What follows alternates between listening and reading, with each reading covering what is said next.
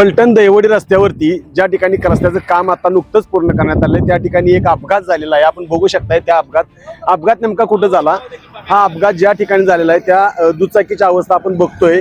खरं तर MH11CP 0860 या नंबरची दुचाकी आहे आणि ही दुचाकी दहिवडीच्या दिशेकडून वडगावला जात असताना हा अपघात झालेला आहे। आणि या अपघातात जी 4 चाकी गाडी होती ती फलटणकडून दहिवडी येत असताना तो अपघात झालेला आहे। कारण ही गाडी येताना खरं त्या दिशेला पाहिजे होती, ती दिशा बदलून गाडी थेट चुकीच्या दिशेला आली आणि ज्या ठिकाणी या गाडीची धडक झाली ते ठिकाण आपण पाहतोय।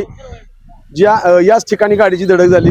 MH53A6064 असा त्या 4 चाकी गाडीचा नंबर आहे। ती गाडीची नंबर प्लेट इथं आपल्याला पडलेली दिसते। त्याचबरोबर त्या गाडीचे जे काही बाकीचे पार्ट आहेत ते पार्ट इथं आहेत ते आपण बघतोय। आणि अतिशय भीषण असा हा अपघात झालेला होता।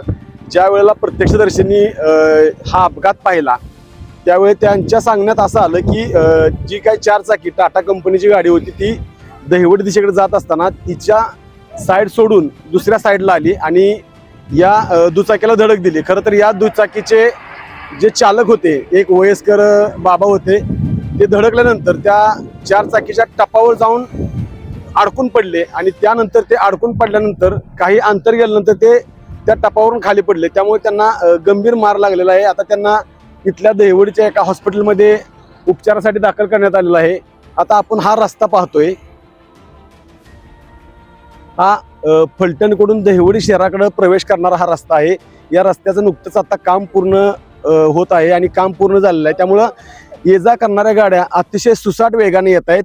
इथं पलीकडं कन्या विद्यालय आहे, ज्या कन्या विद्यालयामध्ये शेकडो मुली शिक्षण घेत आहेत आणि याची खरं तर या परिसरामध्ये दररोजची होणारी वाहतूक आणि मुलींचा शाळेत जाण्याचा हा मार्ग आहे। त्या मार्गावरती रस्ते विकास महामंडळ आहे, त्यांनी खरं तर गतिरोधक बसवून त्या वाहनांची गती कमी करणं आवश्यक आहे।